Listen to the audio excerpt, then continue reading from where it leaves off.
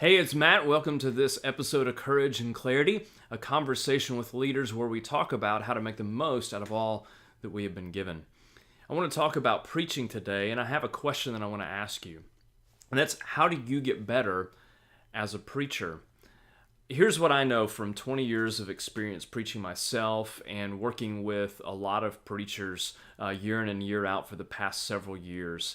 And that is that all of us as preachers struggle. Every single one of us, including you and I, struggle as preachers. And there's a few reasons for that, but one of the things that I find for myself and for other preachers is that sometimes we struggle to find our voice. That in a world where the media really allows us to see so many preachers, and we are tempted so often, I think, to look at what other people are doing successfully, and we begin to borrow things that they do and ways that they say things, and even little mannerisms. Like, you can look in different tribes and you can see more and more pastors kind of looking like and sounding like somebody else. And so I think there's a struggle and a temptation to use somebody else's voice, and so we struggle to find our own voice. I think sometimes we struggle to consistently prepare. Our schedules are very busy, they're not regular, and so I think with the irregularity of our schedule that it is sometimes difficult for us to find the time to prepare consistently, and we even struggle to organize our messages consistently. So sometimes it's real erratic in our approach and the way that we look at preaching and how we organize our messages. And then I think we just also struggle to really think ahead. Some of us are really operating sermon to sermon and series to series. And so those kind of struggles will either grab us momentarily or even for a season. For some of us, we've been doing this for a while and we never feel like we've figured it out. So that's why I want you to address the question, how do you get better as a preacher? Let's just go ahead and say that none of us have completely arrived. Like, we all have room to grow, and so it shouldn't jam us up too much to think about our need for improvement. Here's the way that I think most experts are going to encourage us to grow, and that is that you're going to grow by either information or inspiration. So the way in which most of us tend to try to grow is we get more information. We read a book, we watch a video, we go to a conference, we get inspired, we are reminded of the critical nature of the work of preaching.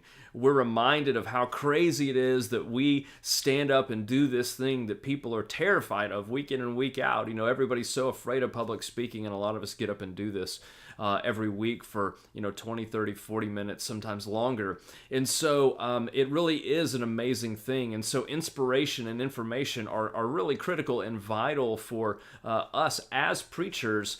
However, I do find that sometimes we assume that if we have the right information and if we are inspired enough to continue to do the work, then that's going to lead to our improvement. And what I find is that so often that we tend to use information and inspiration, but we rarely turn it into action. And so a couple of things that might be helpful for you. One, I would just say that you're going to improve as a preacher by repetition. And so if you're just getting started when you're watching this, then just know this: you're going to be better 5 years from now because of just the simple power of doing this over and over and over again.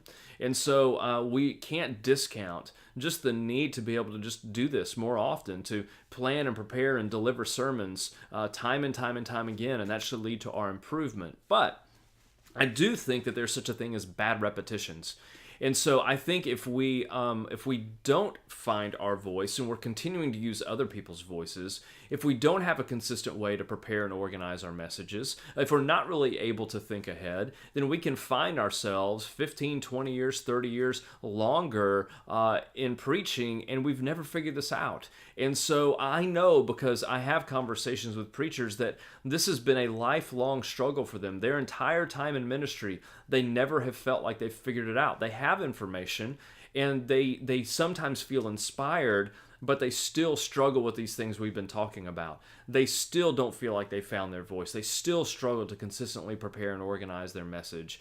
They always struggle week to week, series to series, sermon to sermon, trying to feel like they're never ahead. And so beyond just repetition, one of the things that I would encourage you to do would be to tap into the power of systems and processes and frameworks. If you watch Courage and Clarity often, if you interact with me often, you know that I think that systems are so unbelievably helpful because they allow us to do things like identify what it is that we need to work on and what we can really continue to develop. And so it gives you the kind of clarity and focus that you need to get the momentum that will lead to the results that you're looking for. And so when I think of systems that preachers need, I think there are three specific systems that every single preacher needs to have in place, tools in their tool belt. So you need to have a planning system. You need to have a way to know where you're going, sermon to sermon and series to series. You need a preparation system. You need a way to be able to organize your messages. And you need a delivery system so that you can make sure that you're using the voice that God has given you and you're simply not trying to borrow from other people because you feel like that will be most effective for others. So, the way in which I think that you put all of this together, the way you grow as a preacher, is through the simple power of a process, a framework, these three systems that we're talking about. So if you have a healthy plan, you have a healthy preparation and planning and delivery system, you have somebody to coach you through this, to help you stay accountable to what you want to do, to help you remain disciplined in your ongoing development and use of these systems, then you're going to have an opportunity to continue to grow in a way that just kind of shooting from the hip and grabbing a few pieces of information here and occasionally being inspired. Consistency is going to be the way in which you make the best progress. So I want to encourage you to do a couple of things.